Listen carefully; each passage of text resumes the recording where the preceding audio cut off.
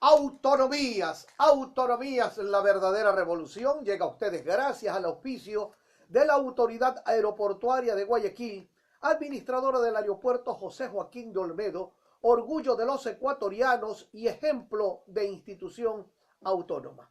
Hoy tenemos un programa muy especial. Está con nosotros nada menos que el ingeniero Nicolás Romero Sánchez. Él es un hombre que no solamente administra la Autoridad Aeroportuaria de Guayaquil, sino que es un hombre que tiene un palmarés muy grande en cuanto al tema de haber ejercido funciones importantes y haberla hecho con singular éxito en algunas oportunidades. Hoy lo hemos convocado no por la administración del aeropuerto de Guayaquil, lo hemos convocado porque ha escrito unos artículos sumamente interesantes que tienen que ver con algo que nosotros hemos venido peleando por muchos años, el proceso autonómico, porque si algo afecta a la periferia que no está en el centralismo de la capital de la República, es justamente esto, no haber hecho caso a una decisión popular que en el año 2000 tomó la decisión de ir a un proceso de gobiernos autónomos en el país. Lamentablemente, 18 años después, en lugar de ir hacia procesos autonómicos, hemos ido hacia un centralismo acentuado. Ingeniero Nicolás Romero, ¿hasta qué punto realmente se puede notar la marginación que existe para la periferia y fundamentalmente para la provincia del Guayas en cuanto al tema presupuestario de los gobiernos centrales hacia estas provincias? Bueno, en primer lugar, muchas gracias por sus palabras y por la invitación. Sí, efectivamente, yo me encontré con una joya. Semplades, como ahora es su obligación publicar, hacer públicas todas las cifras, Semplades en su página web tiene el detalle por cada uno, por cada ministerio, por cada agencia, por cada institución del Estado. Tiene la inversión que se ha realizado desde el año 2008 hasta el 2017 y lo tiene en una página de Excel. De manera que es muy fácil copiar esa página de Excel y sacar y aplicar una serie de fórmulas para sacar totales por provincia, por año, por actividad, por ejemplo, por el Ministerio de Agricultura, etcétera. Y efectivamente yo ya tengo como 4 o 5 artículos analizando esas inversiones. Y la realidad es aplastante. O sea, da vergüenza como ecuatoriano y da vergüenza como guayaquileño y como guayacense las situaciones que se presentan. Pero lo más grave de todo esto, ingeniero, es que estas cosas se producen en el gobierno de un guayaquileño. Bueno, el señor no fue guayaquileño. El señor, quizás es un poco vulgar lo que yo diga, pero lo parieron aquí. Pero el señor nunca se sintió guayaquileño. La prueba es que trató de salir de aquí de Guayaquil apenas pudo. De manera que yo no le identifico a él como un guayaquileño. Además que la burocracia quiteña, capitalina, es muy voraz. Y entonces, si uno no está atento a ese tipo de cosas, cuando uno es funcionario público, lo envuelven y lo engañan y sencillamente uno se olvida del país, porque ellos lo único que piensan es que el Ecuador se termina en los arrabales de Quito, o quizás llegue hasta la Tacunga y llegue hasta No, eso Ibarra. ya son chagras. Ya, Eso ya son chagras. pero esa realmente es la situación. Y una cosa además que hay que anotar, esto no es un hecho de estos últimos 10 años del Correato. Esto siempre ha existido, sino que se acentuó en los 2 últimos años de Correa. Los últimos años de Correa fueron mortales. Si vemos la inversión... ¿Cómo se puede analizar la cifra que usted tiene? Mire, ¿Cuál es la característica fundamental? ¿En qué lugar, por ejemplo, se puede ubicar en inversión del Estado a la provincia del Guayas? pero mire, el total de inversión durante ese periodo fue de 51.516 millones, ¿ok? De esos 51.500 millones, 12.500 que representan el 24% total de la inversión se fueron a Pichincha. 24. El 24%, mientras que en la provincia del Guayas se fueron apenas el 13,5%, o sea, 6.929 millones, casi 7.000 millones. Pero si analizamos la población que tienen ambas provincias, vemos que el gasto o la inversión per cápita que se realizó en a los boyacenses nos correspondieron 1.623 millones por cada habitante, mientras que los pichinchanos gozaron de casi 4.000 millones de inversión por cabeza. ¿Por qué alguien que vive en la capital, en la provincia de la capital, tiene el derecho de tener 2 veces y medio más inversión que un individuo que vive en la provincia del Guayas? Y si vemos por regiones, la situación es exactamente igual. En la sierra, per cápita, hay una inversión de 3.259 millones. En la costa, 2.240. En la Amazonía, 8.206. Y en la región insular, 8.649. Estos dos últimos se entienden porque a pesar de que tienen poca población, probablemente son las provincias que más necesidades insatisfechas tienen. Pero esto se da en todos los casos y en los 2 últimos años la situación es gravísima. Según Semplades, en el año 2016 la inversión fue de 6.752 millones. 2.918 se fueron a Pichincha. Casi el 50%. 475 en Guayas. 6 veces más en Pichincha que en Guayas. En el 2017 la inversión fue 4.706. Pichincha, 2.274. Guayas, 326. 7 veces más inversión en Pichincha que en Guayas. O sea, esto es espeluznante. O sea, yo como... Y no son cifras que usted las ha inventado, No. que usted las ha sacado de su cabeza. Cualquier persona puede entrar a Semplades, porque hubo un comentarista quiteño en la hora que dijo que por citar cifras similares a esta, el matemático Juan José Billingham era un amargado y que manipulaba las cifras. Entonces yo lo reto a él, que vaya a Semplades y saque las cifras como yo las estoy sacando. Son cifras que están publicadas por el gobierno central. De manera que esto no hay forma de perderse. Y si usted analiza todo, la inversión en transporte, la inversión en energía eléctrica, la inversión en educación, la inversión en cultura, la inversión en becas, siempre usted va a encontrar que Pichincha es la provincia. Anuncia que el Palacio de Najas ha sido remodelado totalmente. Se le ha vuelto a poner el techo del color natural que tenía cuando el Palacio de Najas. Pero y acá en Guayas, usted ha visto que esas cosas, yo no quisiera que hagan inversiones en esas cosas de lujo, inversiones en el sector que más necesita, pero se dan esos lujos allá. Para poner un ejemplo, cuando el doctor Gustavo Noboa nos entregó los aeropuertos a Quito y a Guayaquil, el decreto que entregaba el aeropuerto de Quito decía que el municipio tenía que concesionar el aeropuerto y la carretera. Pero ¿qué resulta? Que el Estado invirtió en 2 autopistas para conducir al aeropuerto de Quito. Que dicen que una de esas autopistas es la más cara del mundo en cuanto a por kilómetro. Eso no lo conozco yo, pero en todo caso el gobierno financió 2 autopistas. Entonces sería necesario que las autoridades de la provincia del Guayas exijan que el gobierno haga lo mismo aquí en la provincia del Guayas y que construya la carretera que se va a requerir para el nuevo aeropuerto, que será construido de aquí a 6 o 7 años, y lo mismo esa misma carretera que continúa hasta el nuevo puerto de Pozorga. Es lo menos que podemos nosotros exigir.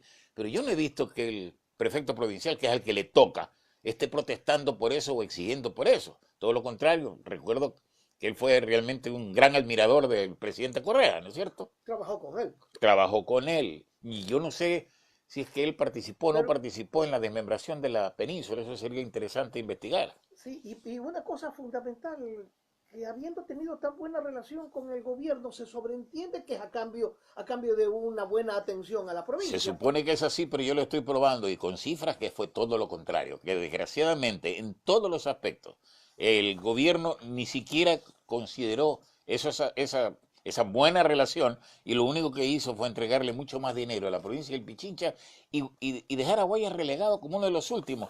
El artículo que hoy día se publica está hablando de cuál es y retiré todos los proyectos hidroeléctricos que hay en Pichincha y que hay en el oriente, porque entonces distorsionarían las cifras, y esos proyectos hidroeléctricos se supone que dan energía a todo el país.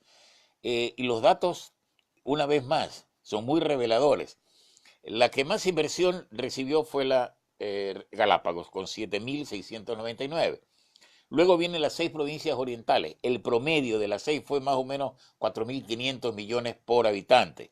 Pero inmediatamente después de eso, Costa, con el 49, casi el 50% de la población nacional, tenga el 40% de representantes, si hablamos de los 116 nomás, ¿no?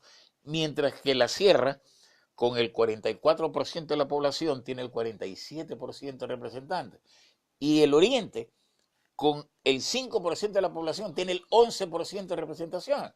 Entonces, si se une, como siempre se van a unir, el oriente y la sierra contra la costa, no hay forma de pasar nada que sea beneficioso para la costa a través de esa asamblea.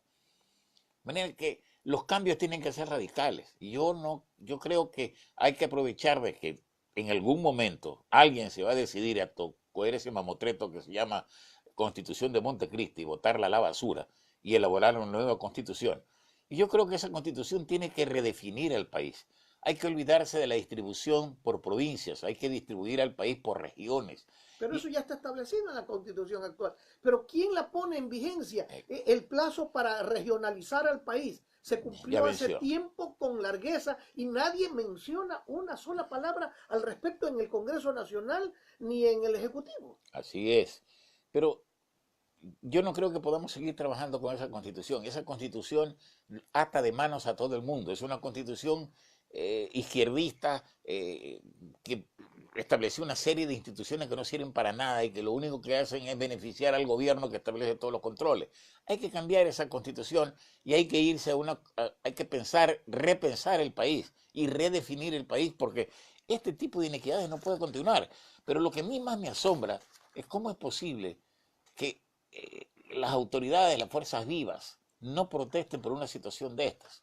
Es una lástima que la Junta Cívica haya muerto, pero alguien debe tomar la posta y comenzar a denunciar estos aspectos y a pedir que las cosas sean diferentes. Pero no que me den hoy día más dinero, sino que se cambie toda la estructura del Estado para que esta situación no existe. Tenemos que ir a las autonomías, tenemos que ir a un Estado federal, a un Estado que se divida por regiones, y yo sugiero que esas regiones se dividan tal como la naturaleza las dividió. Las podemos dividir por cuencas hidrográficas. Y más o menos a mí me salen como 9, 10 regiones que perfectamente pueden ser definidas. Y ahí sí establecer un nuevo reparto en la Asamblea en base a esas regiones que sea más equitativo y no lo que existe ahora. Porque ahora resulta que como hay más provincias en la sierra y más provincias en el oriente, son los que más representación tienen. Y eso no puede ser.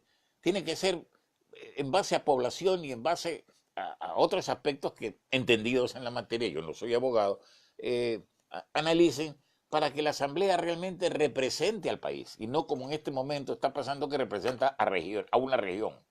Grandes obras se realizan, por ejemplo, en la capital de la República, un aeropuerto, autopistas para llegar allá.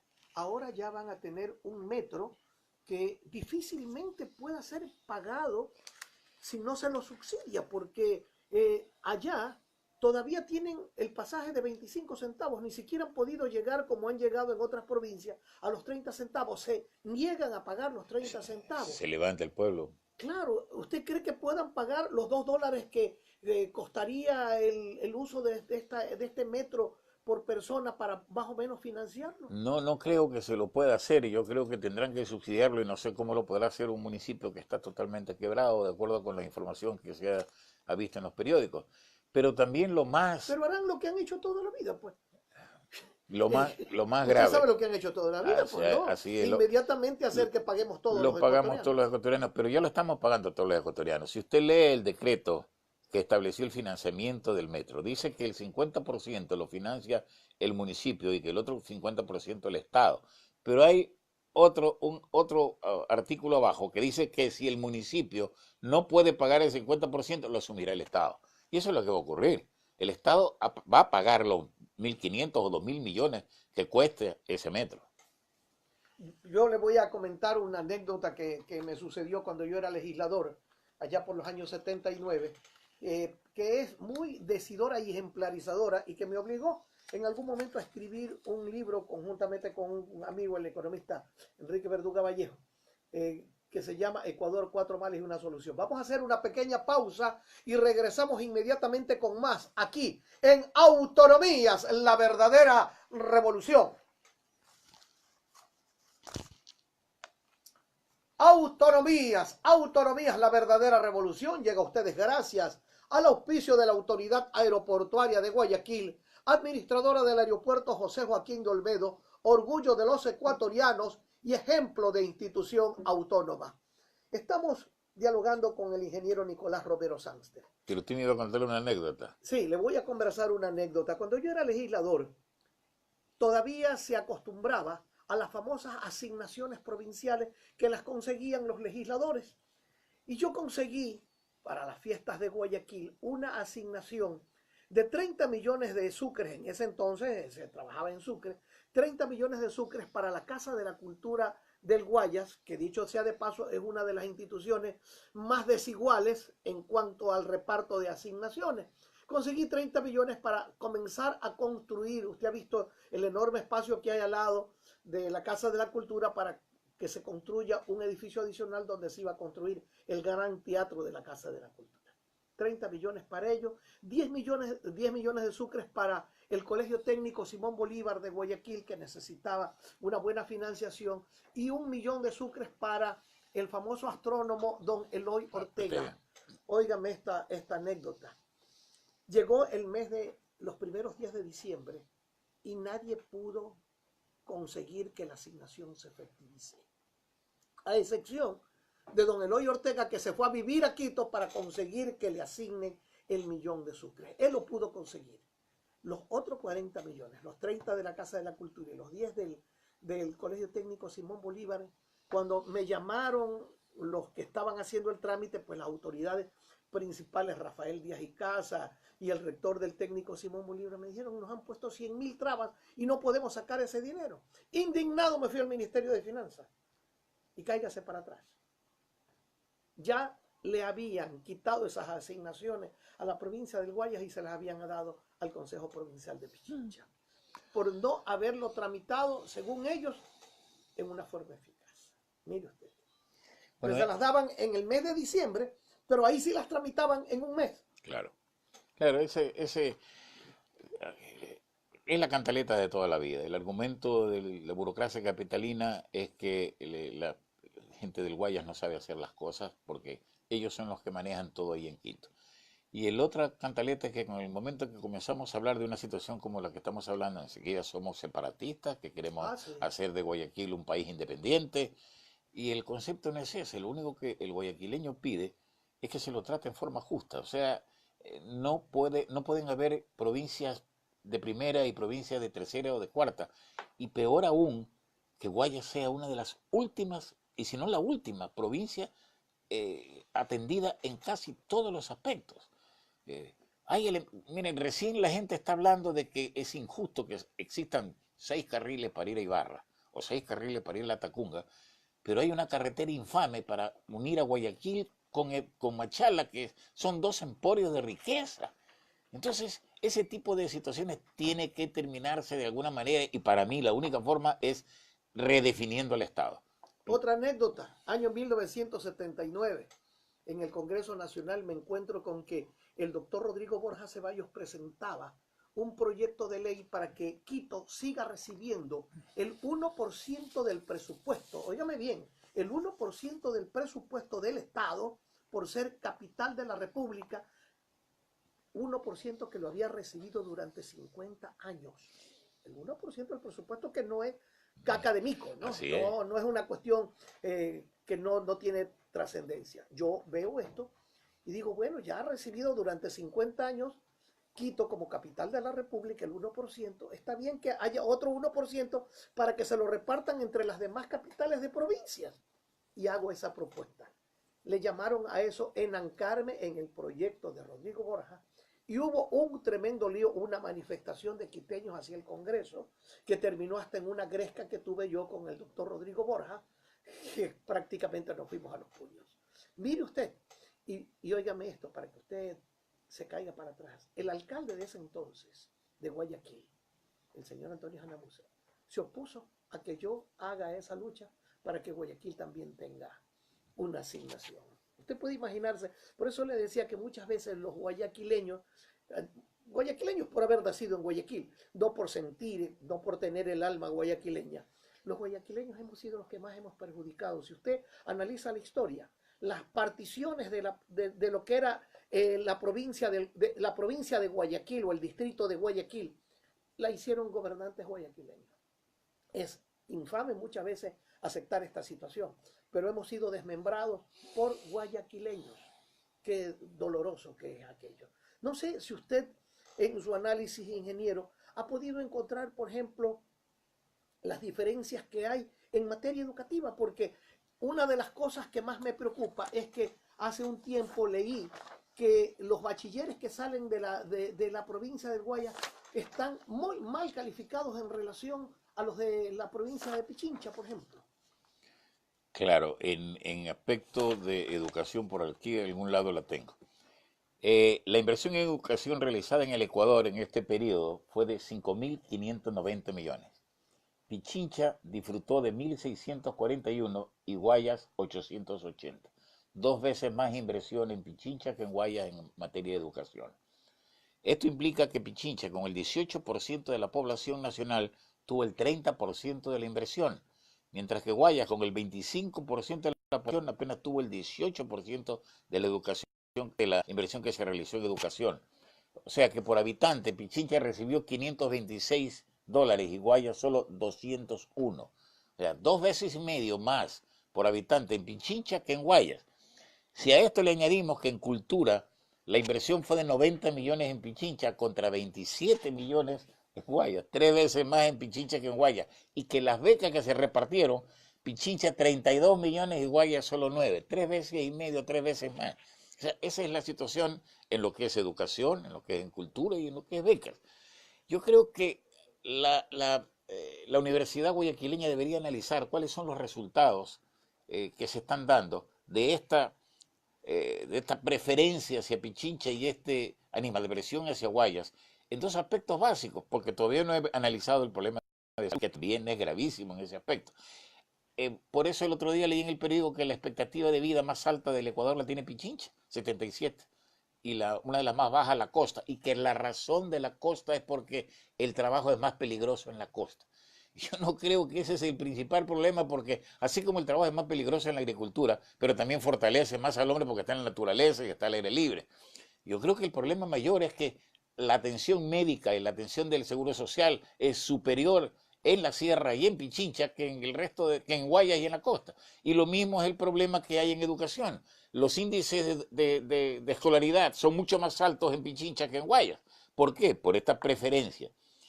Y una vez más, la culpa es nuestra. ¿Por qué? Porque no protestamos, porque nos quedamos callados, porque no tenemos autoridades que salgan al frente. Si Guayas está tan maltratada, ¿dónde está el prefecto del Guayas? ¿Dónde está el gobernador del Guayas? Porque el alcalde de Guayaquil se preocupa de Guayaquil y Guayaquil está bien. Y Guayaquil sigue adelante. Y cada vez que se ha intentado atacar a Guayaquil, el alcalde ha salido a defenderlo.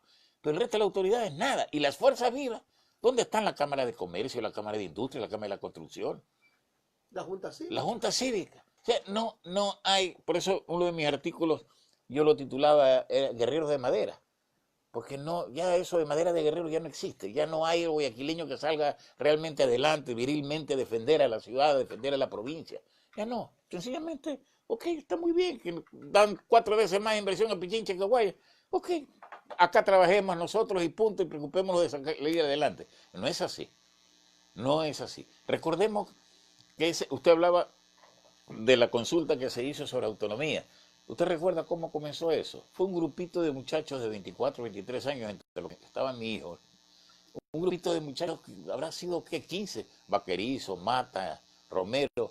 Y esos muchachos lograron la autonomía y además hicieron que los partidos políticos, inclusive los del Guayas, que no querían hablar de autonomía, comenzaron a hablar de autonomía. No les quedó más remedio que enancarse en lo que estos muchachos habían hecho.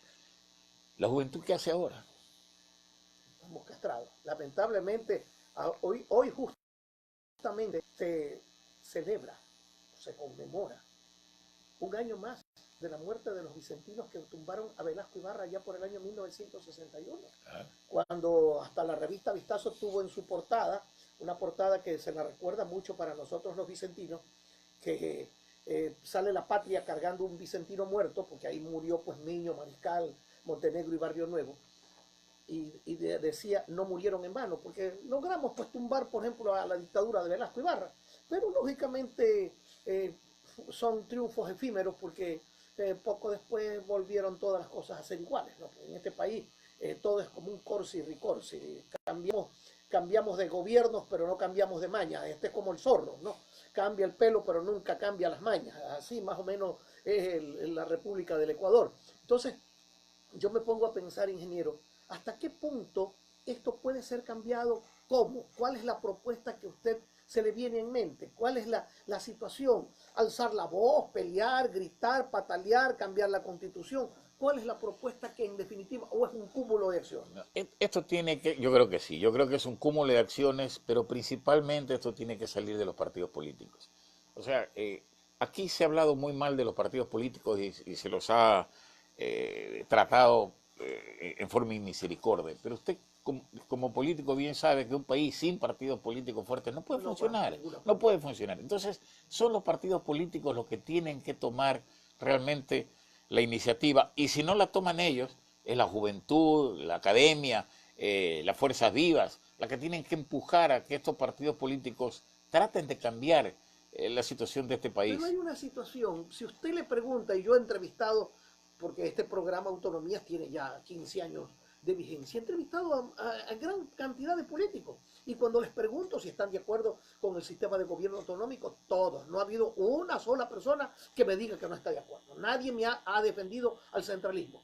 Pero cuando llegan al poder, ingeniero, es como que se virara totalmente la tortilla. Es como que quisieran, por el contrario, más poder central. Les parece poco el mundo que tienen y quieren más y más y más. Es más, ya no solamente se conforman con, como dijo Correa, yo soy el jefe de Estado y manejo todas las instituciones, sino que quieren ser presidentes de Barcelona, presidentes de Melé, y si hay un concurso de reinas, quieren ser hasta princesitas de Navidad. Princesitas de Navidad y todas esas cosas, ¿no?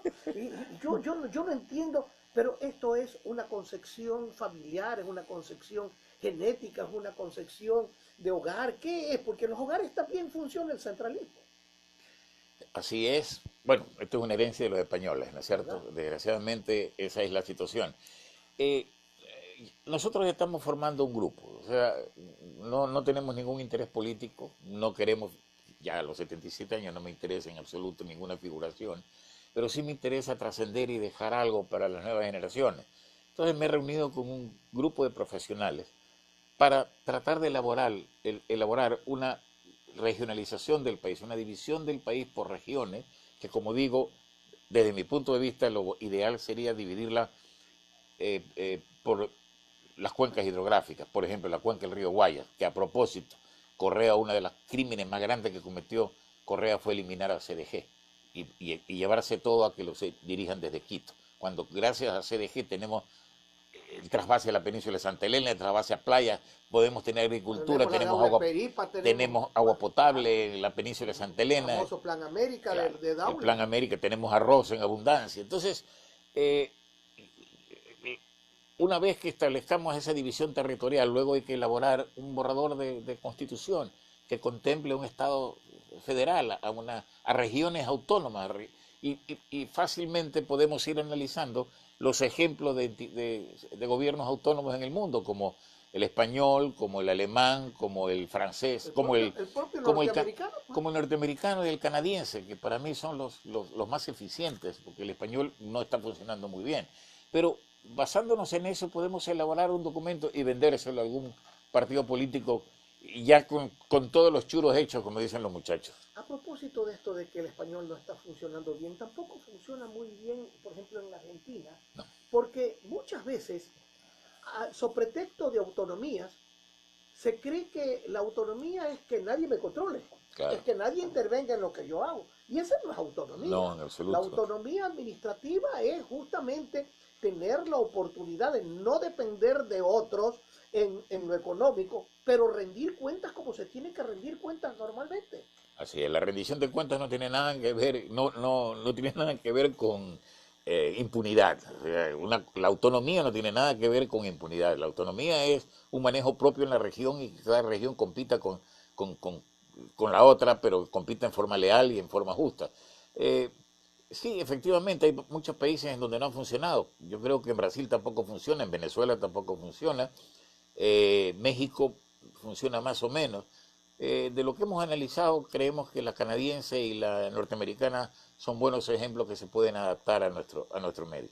pero porque tienen un poco más centrado seguramente el tema de la democracia. Es decir, allá no hay dictaduras militares, pues yo no recuerdo haber oído hablar de dictadura militar en los Estados Unidos ni en Canadá. Allá no hay dictaduras civiles, allá la gente se maneja, a excepción de lo que está pasando ahorita con el señor Trump, que es el nuevo Hitler del mundo. Allá no se manejan las cosas sino de acuerdo a la ley, y hay pesos y contrapesos que permiten actuar democráticamente. Claro, hay mucho más madurez cívica,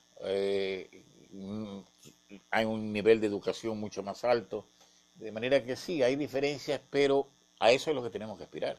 De una forma u otra nosotros tenemos que evolucionar, no nos podemos quedar en donde estamos. Y tenemos que buscar siempre una mejor forma de, de- de- de manejar el aparato público, porque definitivamente, como lo hemos hecho durante los últimos 200 años, no ha funcionado. Instituciones autónomas como por ejemplo, y ya lo vamos a analizar, como por ejemplo la que usted administra, que es la Autoridad Aeroportuaria de Guayaquil, y tantas otras que son ejemplos, podrían ser una buena alternativa para llegar a un éxito Claro, en el país. pero nosotros tenemos a la Contraloría encima de nosotros, tenemos a una auditoría del municipio, tenemos una auditoría interna y tenemos una auditoría externa. O sea, tenemos 4 auditorías que Y examinan usted no cada se uno de queja de los que hay. movimientos. En absoluto, que vengan. Los estoy llamando a la Contraloría desde hace 2 años y no han venido porque están muy ocupados con todos los problemas que han surgido. Esperamos que este próximo año ya nos vengan a ver porque tienen 2 años sin auditarnos. Vamos a hacer una pequeña pausa y regresamos con la parte final de Autonomías, la verdadera revolución.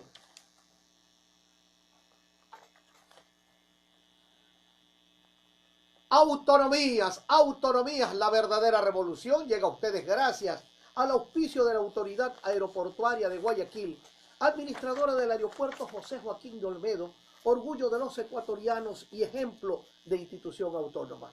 Hay instituciones autónomas que funcionan en este país y hay otras que no funcionan, que lamentablemente, como por ejemplo las universidades, usted mencionaba hace un momento, de que las universidades deberían, y la de Guayaquil debería ser un estudio, pero el principal estudio que deberían hacer es de su propia autonomía, ¿no? Porque yo le converso algo, yo fui durante 38 años profesor de la Universidad de Guayaquil, y aunque a usted le parezca mentira, la Universidad de Guayaquil era la que pagaba los más malos sueldos a los profesores. Sí, claro La que más malos sueldos. sí. Los profesores preferían ir a trabajar a la de Machala, a la de Babahoyo, a la de Santa Elena, pero no a la de Guayaquil, porque los sueldos eran los más bajos.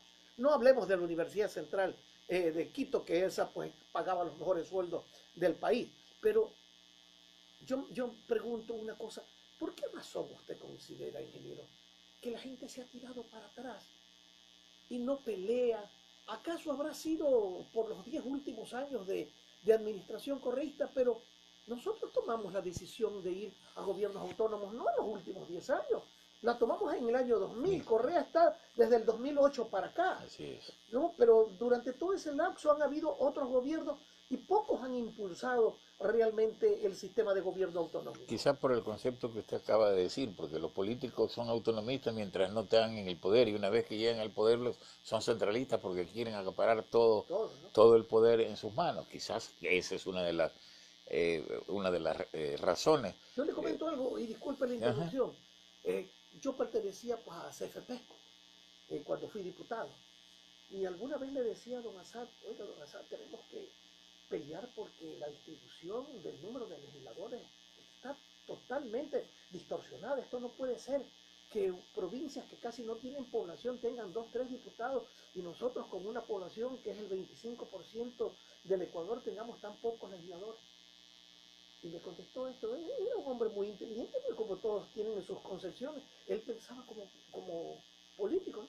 Me dijo, sí, don Julito, pero no nos vamos a pelear con las otras provincias, porque eso significa que perdemos los votos, ¿no? Ese es un punto importante.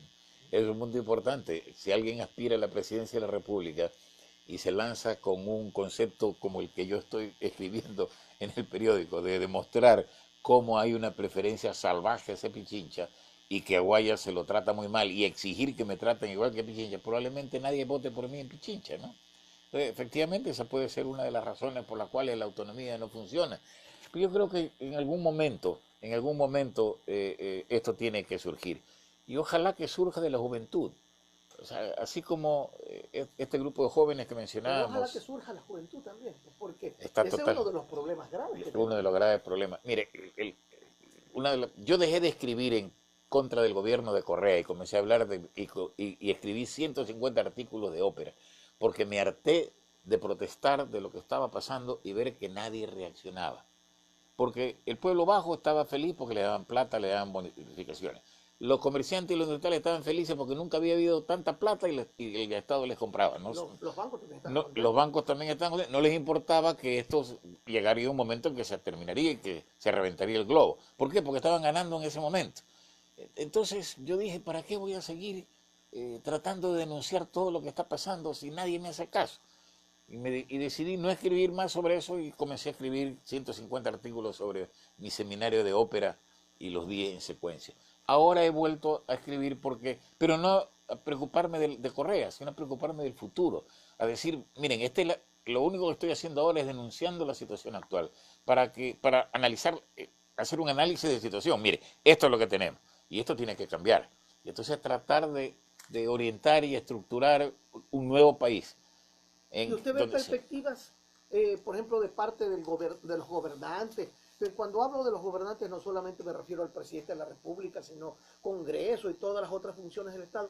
¿Ve perspectivas? ¿Siente en esos personajes el deseo de ir hacia ese cambio que tanto anhelamos? No, en este momento no, pero yo creo que ese es precisamente el objetivo de este grupo nuestro pequeño, de poco a poco ir haciendo opinión, ir presentando proyectos y presentando planes hacia el futuro y tratando de convencer a uno, al otro, porque no es una tarea tan fácil, es una tarea totalmente complicada, difícil, pero hay que tratar de hacerlo. Por lo menos antes de morir quiero saber que hice todos los esfuerzos para que este país sea diferente en ese aspecto. ¿Usted cree, y usted mencionaba hace un momento, ingeniero, el tema de los partidos políticos? ¿Usted cree que están cumpliendo con el rol que tienen y que deben tener dentro de una sociedad democrática como la nuestra? ¿Hasta qué punto podemos esperar algo de los partidos políticos que solamente comienzan a reunirse en época electoral? Ese es ese es uno de los problemas graves. Los partidos políticos tienen que identificarse más con el pueblo, con la gente, con las necesidades y no tener vida solamente durante los periodos electorales. Tienen que preparar seminarios, cursos, tienen que convocar a la gente, escuchar qué es lo que ellos quieren y tratar también de orientar a ese pueblo que vota. No solamente conquistarlo durante las votaciones, sino irlo educando para que ese pueblo de alguna forma inteligente elija posteriormente. ¿Hacer Sí, oposición, ingeniero, es solamente criticar o también plantear no. Hay que soluciones? plantear las soluciones. Básicamente lo que hay que hacer es plantear las soluciones. Está bien la denuncia, está bien el observar los errores, pero si no se plantean soluciones hacia el futuro, vamos a caer, a seguir en lo mismo, vamos a caer exactamente en la situación en la que nos encontramos. Tantos años hemos vivido de república y hasta ahora aprendemos realmente cómo manejar este país en forma adecuada. Se dice que hoy por hoy hay pocas personas, hay pocas organizaciones, hay pocos organismos que alzan la voz. Yo recuerdo en mi época cuando yo hacía política, eh, los gremios, los sindicatos, tenían gente pero representativa, yo los conocía, sabía quiénes eran, cómo no hablar de Pepe Chávez, aunque no hayamos estado de acuerdo con él, cómo no hablar de lo que significaba la UNE con un Manuel Antón, cómo no hablar en ese entonces de una universidad que tenía voz admonitiva, que sus representantes hablaban sobre los temas nacionales y su voz era respetada. ¿Cómo no hablar de los partidos políticos donde cada uno tenía un verdadero liderazgo, ¿no? Donde habían líderes de categoría que yo me pongo a pensar, oír hablar con voz admonitiva a Carlos Julio Arosemena, a Otto Arosemena Gómez, a don Asad Bucarán, Al Yuro Córdoba, Yuro Córdoba, a un Camilo Ponce Ponce Enrique. Enrique, hágame el favor. Uno decía, bueno, allí hay seso, allí hay inteligencia, allí hay calidad. Yo me acuerdo de los legisladores. Hágame el favor, yo fui a un congreso donde todavía, la primera vez que yo tuve que hablar, las piernas me temblaban. Allí estaba don Asad Bucarán, Rodrigo Borja Ceballos, León Febres Cordero, Jaime Hurtado González, estaban hombres de la categoría de un Javier Ledesma Ginata, de un Raúl Batacarbo, había un Pablo Dávalos Dillon, estaba una pléyade de hombres de primera línea. Y yo decía, si yo hablo aquí, a lo mejor hablo tontería y me van a caer a tute, decía yo, ¿no? Pero hoy yo me quiero acordar de los nombres de los legisladores y si me acuerdo de 5 es bastante. ¿Qué está pasando con la generación política? ¿Qué está pasando con esta generación gremialista? Yo ahora no sé quién es el presidente de la UNE y fui 3 veces presidente de la UNE. Yo ahora no sé quién es el presidente de la CTE y antes el presidente de la CTE tenía una voz que todo el mundo le escuchaba. ¿Qué pasa? Yo creo que todos tenemos la culpa y en eso no sé si la prensa escrita y hablada ha sido quizás una de las que más ha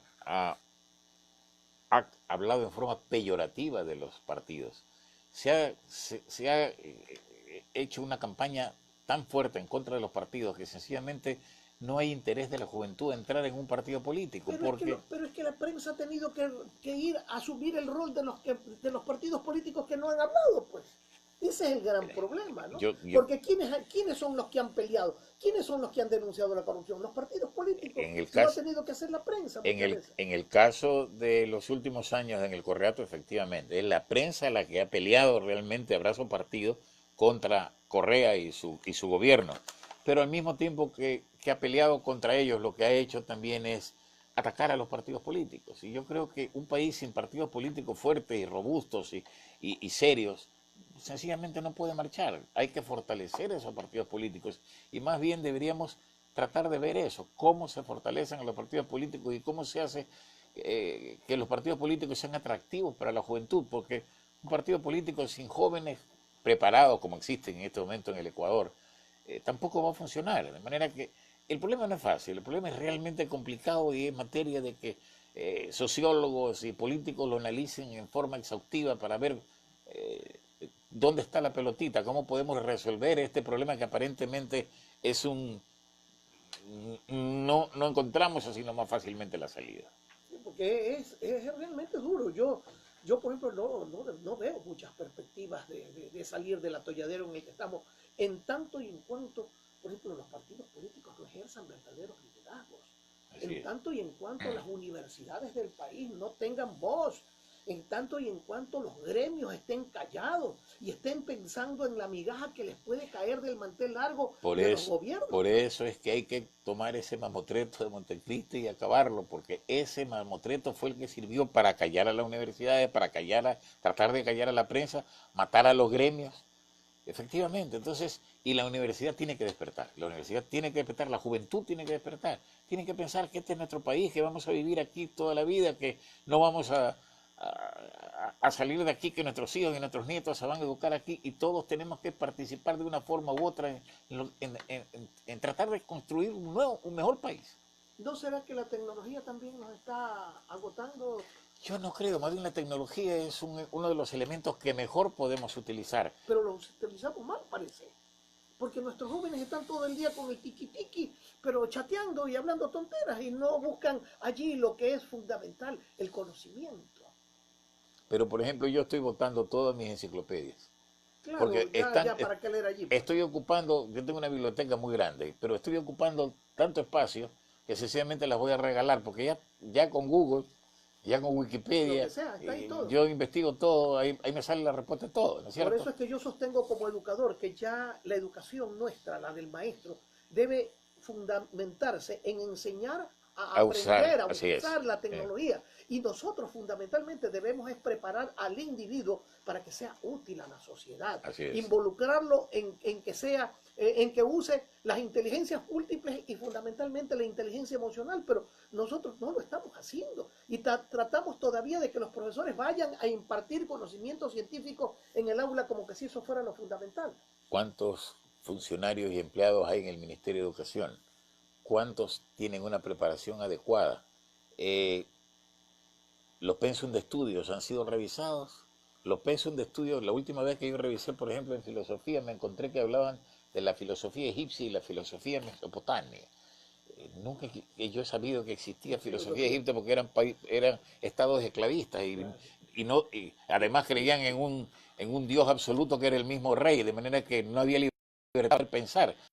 El comienza con los griegos, pero no creo, no. Sin embargo, si usted va, que estoy seguro que todavía hablan de filosofía mesopotámica y filosofía egipcia. Lo máximo que llegaron a tener fue el famoso código de Hammurabi, ¿no?